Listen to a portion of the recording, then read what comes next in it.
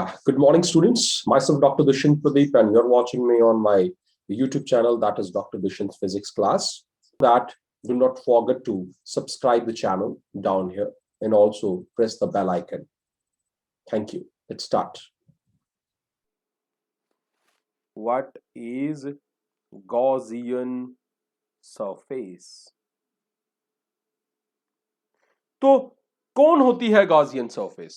Gaussian surface कोई अलग से कोई अलग चीज नहीं है, वही सरफेस जिसको यूज करके हमने गॉस लॉ को एक्सप्लेन किया, जिसको एक्सप्लेन किया हमने गॉस लॉ को। और गॉस लॉ को एक्सप्लेन करने के लिए हमें क्या लिया था?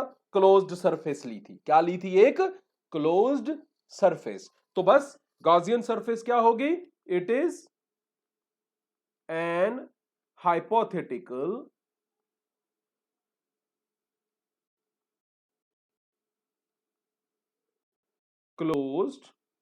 hypothetical closed surface। कौन सी वाली क्लोज सरफेस? जिसके अंदर क्या था? चार्ज था। इनक्लोजिंग अ चार्ज इनसाइड,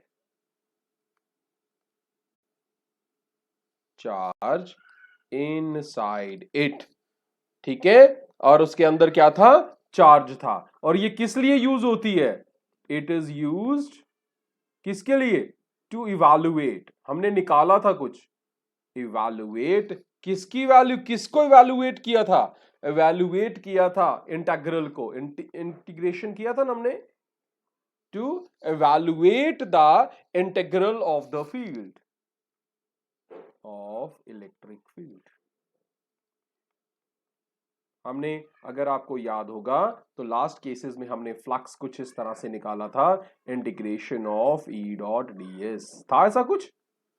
तो हमने इसी इंटीग्रेशन को, ये यहां पे अगर इंटीग्रेशन के ऊपर यहां पे ये साइन लगा दें तो इसका मतलब क्या होता है? ये जो सरफेस है, ये जो बाउंड्री है, दैट इज क्लोज्ड। ठीक है, तो क्लोज्ड ही थी। कल अगर आपको याद होगा तो what we have considered? We have considered a sphere. तो स्फीयर विच क्या होता है? क्लोज्ड होता है, उसमें किसी जगह पे ब्रेकेज नहीं होता है। ठीक है, तो गॉसियन सरफेस क्या हो गई? एक ऐसी हाइपोथेटिकल क्लोज्ड सरफेस जिसके अंदर चार्ज होता है, और इसे हम यूज करते हैं किसके लिए? To evaluate, to find, to calculate the electric field या इंटीग्रल ऑफ इलेक्ट्रिक फील्ड। बात समझ आई? ये था आपका गॉसियन सरफेस। अब दूसरी चीज, हमने गॉसियन लॉ ऑफ गॉस को, जो गॉस थ्योरम कल हमने पढ़ी थी, क्या पढ़ी थी? वो कहती थी कि जो फ्लक्स होता है किसके कारण? Due to a closed surface enclosing charge Q. अगर उसके अंदर चार्ज क्या है? क्यू है, तो उसके कारण जो फ्लक्स होगा that will be equal to, क्या होगा? Q upon epsilon naught. ये बोला था भाई गॉस ने। तो बच्चे हमने इसके इस कंसेप्ट को यूज करना है, इसके इसी कंसेप्ट को यूज करना है और फाइंड करना है कूलम्स लॉ। क्या फाइंड करना है? कूलम का लॉ। और कूलम का लॉ क्या था? पहले वो भी देख लेते हैं, होता क्या है कूलम का लॉ। बच्चे कूलम का लॉ होता है 1/4 पाई एप्सिलॉन नॉट। एक क्यू चार्ज, दूसरा क्यू, यहां पे क्यू नॉट ले लेते हैं क्योंकि इलेक्ट्रिक फील्ड है तो टेस्ट चार्ज होगा, अपॉन उन दोनों के बीच का डिस्टेंस का square. So 1/4 pi epsilon not होता है एक चार्ज दूसरा चार्ज दोनों का प्रोडक्ट डिवाइडेड बाय उनके डिस्टेंस का स्क्वायर। तो बच्चे यूज करना है इसको और निकालना है एफ को। याद रहेगा? ये बात याद रहेगी आपको? तो हम क्या करते हैं, सिंपलिसिटी के लिए गॉसियन सरफेस लेते हैं। तो बच्चे सबसे आसान वाली सरफेस तो कौन सी होती है? एक स्फेरिकल सरफेस होती है। तो हमारा क्वेश्चन क्या है आपका? That is Coulomb's law from किससे? Gauss theorem.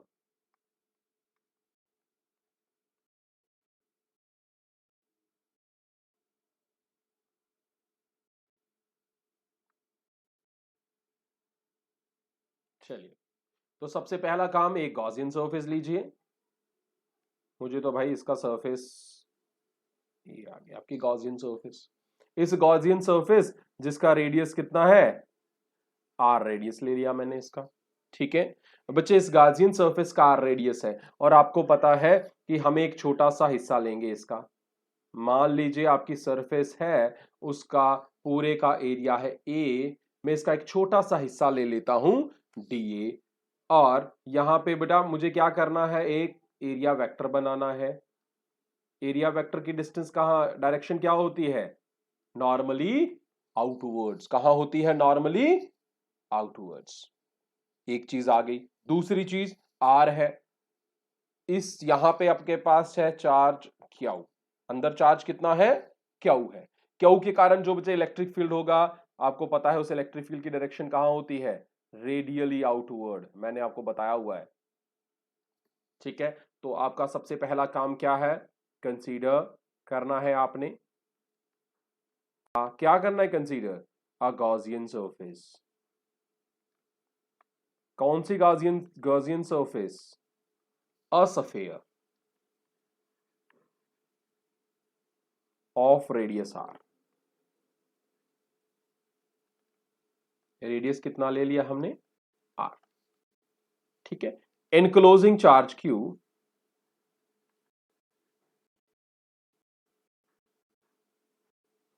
एनक्लोजिंग चार्ज, कितना चार्ज है, क्यू, कॉजिंग, इसके कारण जो इलेक्ट्रिक फील्ड बन रहा है, कॉजिंग इलेक्ट्रिक फील्ड ई, मैं शॉर्ट थोड़ा सा लिख रहा हूं, radially outward.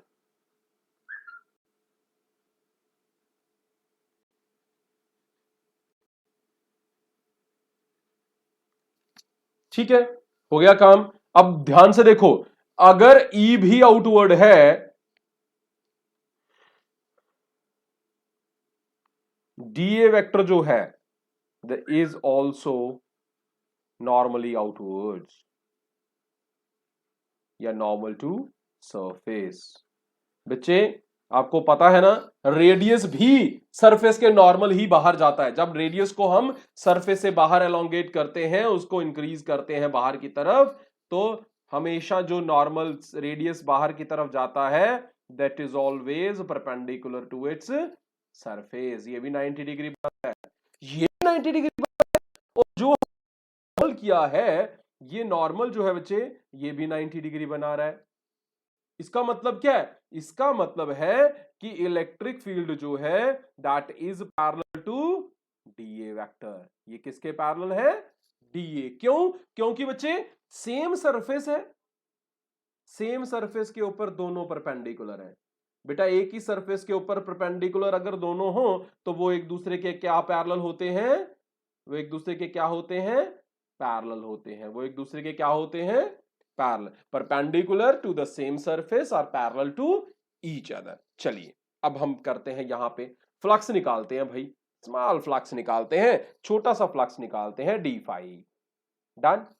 D phi flux किसके बराबर होता है, हमने पढ़ा हुआ है, it is E vector D vector, जो आपका स्मॉल एरिया है, दोनों का ले लिया हमने, ठीक है। अब डी ई डॉट डी है, तो इसे हम खोलते हैं, E into D A cos theta. बेटा थीटा कौन बताएगा कितना है, दोनों पैरेलल है, तो थीटा कितना हो गया, थीटा हो गया आपका 0, क्योंकि पैरेलल है, परपेंडिकुलर नहीं है, दोनों क्या है, पैरेलल। पैरेलल तभी होते हैं जब वो क्या हो, 0 डिग्री। 0 डिग्री कॉस 0 डिग्री कितना होता है, 1 हो जाता है।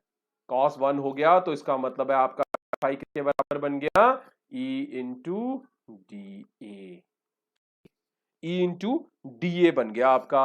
अब जब हम इसको इंटीग्रेट करेंगे, करिए इंटीग्रेट, इंटीग्रेट कीजिए बोथ, डी फाई को इंटीग्रेट करेंगे बेटा, जब डी फाई को इंटीग्रेट करेंगे तो ये क्या फाई बन जाएगा,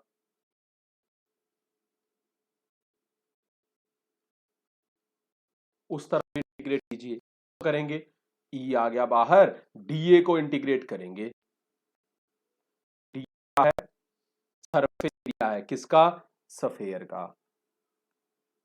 डीए किसका सरफेस एरिया है, सफेयर के सरफेस एरिया का छोटा सा हिस्सा है। जब उसे इंटीग्रेट करेंगे तो टोटल सरफेस एरिया निकल जाएगा, वो कितना होता है बच्चे, 4 पाई आर का स्क्वायर। यस, तो फाई ई हो गया आपका ई इंटू 4 पाई आर का स्क्वायर।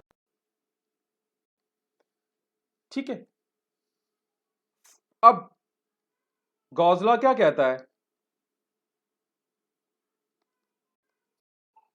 फाई किसके बराबर है? क्या हुआ अपॉन एप्सिलॉन नॉट। ये पुट करो बच्चे यहां पे, और ई की वैल्यू निकाल के बताओ मुझे। यहां पुट कर दिया तो ई, अब मैं पहले लिख रहा हूं into 4 pi square, E into 4 pi R square किसके बराबर हो गया? E into 4 pi R square is equal two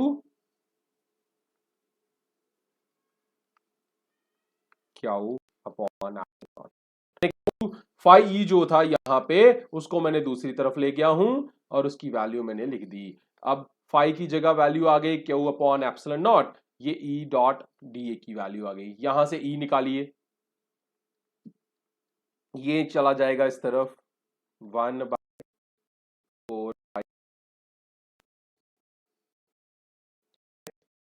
into Q upon 4 पाई ना। ये देखो किया क्या है मैंने, 4 पाई नीचे ले गया, एप्सिलॉन नॉट उसके साथ लगा दिया, आर स्क्वायर नीचे जाएगा, उसको मैं यहां लिख लूंगा। कोई प्रॉब्लम है? यहां तक ठीक है बेटे? 4 पाई आर स्क्वायर पूरा का पूरा नीचे जाना था, मैंने 4 पाई के साथ लगा दिया एप्सिलॉन नॉट और आर स्क्वायर यहां नीचे लिख दिया, ये आ गया ई। एंड फोर्स किसके बराबर होती है बेटा? Force is equal to Q naught E होता है सर, पढ़ा हुआ है हमने। क्योंकि इलेक्ट्रिक फील्ड किसके बराबर होता है? Force upon test charge. तो ये इधर चला जाएगा तो फोर्स हो जाएगा क्यू नॉट ई। तो फोर्स निकालिए यहां पे, क्यू नॉट से मल्टीप्लाई कर दो ऊपर वाली वैल्यू को, क्या बन जाएगा 1/4 pi epsilon naught, Q not multiply हो गया तो ये बन गया क्यू नॉट अपॉन आर का स्क्वायर बन गया। बच्चे यहां समझ आए? यहां पूछ लो मुझे, जो भी यहां पे आपको समझ नहीं आ रहा अभी से पूछ लो। हाँ जी, समझ आ गया सबको? क्या किया है मैं रिवाइज करवाता हूं ऊपर थोड़ा सा। हमने क्या किया है, हमने क्या लिया बच्चे, एक ली हमने गॉसियन सरफेस। ठीक है, गॉसियन सरफेस कैसी ली? सर्कल या सफेयर आप ले रहे हो, सफेयर ले रहे हो जिसका रेडियस है आर। डन, रेडियस आर है बेटा, तो उसका रेडियस के साथ ही चला जाएगा इलेक्ट्रिक फील्ड बाहर की तरफ। मैंने उस सफेयर का छोटा सा हिस्सा ले लिया यहां पे, इस हिस्से की वैल्यू है ए, डी ए पूरे की वैल्यू है ए, डीए और डीए के बाहर चला गया वेक्टर नॉर्मल। डीए और ई वेक्टर दोनों नॉर्मल है एक सरफेस के। बेटा अगर कोई भी वेक्टर कोई भी परपेंडिकुलर एक ही सरफेस पे हो तो वो पैरेलल होते हैं। चलिए बात खत्म हो गई, अब हम फ्लक्स की बात करते हैं। डी फाई किसके बराबर होता है? E dot D A. E dot dot को हटाएंगे तो लग जाएगा कॉस थीटा। थीटा अभी हमने पढ़ा पैरेलल है तो 0 डिग्री है। कॉस 0 होता है 1, कॉस 0 आएंगे यहाँ पे इंटू डी ए।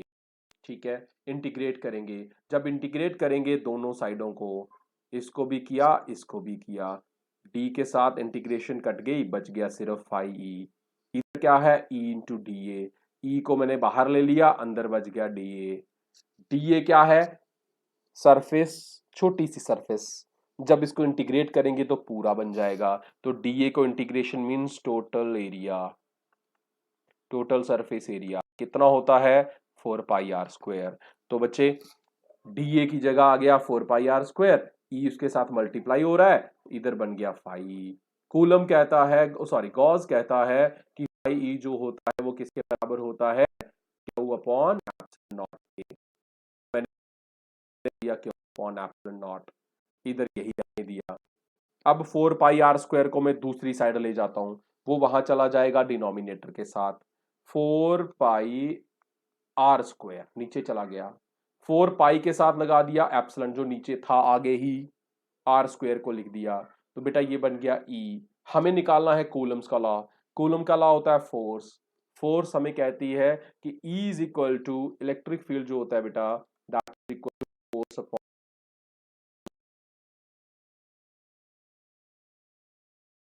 तो मिल जाए मुझे एफ मिल गया क्यों, क्यू नॉट अपनी जगह, ई यहां से वैल्यू डाल दी, 1/4 pi epsilon naught, Q naught से मल्टीप्लाई हो गया, और ये किसकी स्टेटमेंट आ गई? This statement of Coulomb's law. तो बच्चे in this way we got the value of Coulomb's law with the help of Gauss theorem. बात समझ आई आपको? Yes sir. आ गया। अब एक छोटा सा एक क्वेश्चन करते हैं, छोटा सा, ज्यादा बड़ा क्वेश्चन नहीं करेंगे, सिंपल एक सिंगल न्यूमेरिकल करते हैं। क्वेश्चन है आपका इसी के बेस्ड पे कि आपके पास इलेक्ट्रिक फील्ड है, आपके पास एक इलेक्ट्रिक फील्ड है भाई, कितना इलेक्ट्रिक फील्ड है? 6i वेक्टर फॉर्म में है, 6i है plus 3j plus 4k, 6i plus 3j plus 4k आपके पास एक क्या है? इलेक्ट्रिक फील्ड वेक्टर फॉर्म में है। कैलकुलेट फ्लक्स, आपको क्या निकालना है? आपको निकालना है बच्चे फ्लक्स निकालना है थ्रू सरफेस एरिया 20 यूनिट्स इन, कहां पे? थ्रू क्या सरफेस एरिया है आपके पास, कितना है? 20, ध्यान से देखना, 20 यूनिट्स, मुझे नहीं देखना कि मीटर में है सेंटीमीटर में, कहां पे है? 20 units in Y Z plane, ध्यान से, कहां पे है? वाई जेड प्लेन में है भाई। प्लेन कौन सा आपका आ गया? वाई जेड प्लेन आ गया आपका। तो वाई जेड प्लेन में अगर होगा तो आपके पास एरिया को कैसे लिखेंगे? ध्यान से, 20 unit of Y Z plane, area vector है, एरिया वेक्टर जो होगा वो वाई जेड के परपेंडिकुलर होगा। बेटा वाई जेड के परपेंडिकुलर कौन होता है? हमें एरिया नहीं चाहिए, हमें एरिया वेक्टर चाहिए। एरिया वेक्टर मतलब एरिया वेक्टर, एरिया वेक्टर क्या होता है? सरफेस के नॉर्मल, सरफेस कौन सी है? वाई जेड के परपेंडिकुलर कौन होता है? एक्स। बेटा एक्स वाई के परपेंडिकुलर जेड एक्सिस होती है, एक्स जेड के परपेंडिकुलर जो तीसरा बच जाता है वो परपेंडिकुलर होता है। तो वाई जेड के परपेंडिकुलर कौन होगा? एक्स, और एक्स के साथ कौन सा वेक्टर लगता है? I unit vector. तो एरिया बन गया आपका 20 आई यूनिट वेक्टर। समझ आया? क्या था आपके पास? इलेक्ट्रिक फील्ड था ये वाला, आपको बोला गया कि जो एरिया है, एरिया ध्यान रहे हमें गिवन एरिया है, एरिया वेक्टर नहीं है, एरिया उसने कहा 20 है भाई, और कौन से प्लेन में है? वाई जेड में। मुझे चाहिए एरिया वेक्टर। क्यों चाहिए एरिया वेक्टर? क्योंकि जो मेरा फ्लक्स है वो E vector dot area vector होता है। मुझे ए दिया गया था, एरिया वेक्टर निकालना था, तो एरिया वेक्टर होता है 20 इंटू वेक्टर, तो डायरेक्शन ही देता है, सिर्फ वैल्यू नहीं देता है। तो वाई जेड के परपेंडिकुलर कौन सा वेक्टर होता है? एक्स, और एक्स की डायरेक्शन कौन देता है बेटा? I unit vector. तो मैंने ई, अब देखो ई की जगह डालो बच्चे 6i, बोलते जाना क्या क्या, 6i plus 3j plus 4k आ गया। अब यहां पे a dot B is equal to A B cos theta थोड़े लगेगा, यहां पे डॉट प्रोडक्ट लगेगा इंटू 20i। अगर आपको याद होगा तो हमने कार्टेशियन का डॉट प्रोडक्ट पढ़ा हुआ है, पढ़ा हुआ है। तो जब ऐसा केस हो, अगर डॉट प्रोडक्ट लगा हो और कार्टेशियन आई जे के हो, तो हमें सिर्फ क्या करना है? आई वाले को आई वाले से मल्टीप्लाई करना है, जे वाले को जे वाले से, के वाले को के वाले से, और जो मिसिंग हो वो जीरो। तो देखो आई वाले को करो आई वाले से, 6 इंटू 20 कितना हो गया? 120 प्लस 3 इंटू जे, उधर जे है ही नहीं है, 0। 4 इंटू के, उधर के है ही नहीं है, 0। We got only 120, so five is equal to 120 units, 120 units. तो ये बन गया आपका। अब आप बोलोगे सर आपने यूनिट्स लिखा है, इसके साथ आपने वैल्यू क्यों नहीं लिखी? क्योंकि मुझे वैल्यू पता नहीं है, मुझे नहीं पता है कि जो 20 दिया था वो यूनिट्स थे, मुझे नहीं पता है वो सेंटीमीटर में है या मीटर्स में है। So I will not write any specific units here, just simply units. लेकिन यूनिट्स जरूर लिखने हैं, मैंने आपको पहले भी बोला हुआ है, लास्ट क्लास में भी बोला था, कभी यूनिट भूल जाए तो यूनिट साथ में जरूर लिखना। क्यों? उससे ये पता लगेगा कि आपको पता है इसके यूनिट होते हैं, क्योंकि एक यूनिटलेस क्वांटिटी नहीं है। ये बात समझ आई? यहां तक कोई क्वेश्चन है आपका? No sir. ठीक है बच्चे, तो समझ आ गई। अगर कोई प्रॉब्लम होगी तो मुझे मैसेज करना। आज इतना ही रखते हैं, ठीक है, कल कंटिन्यू करेंगे इसको। ठीक है बच्चे, ओके बेटा। Thank you, students. Please do not forget to subscribe and share the channel, Dr. Dushyant's Physics class. Please subscribe and share it to the maximum. Thank you.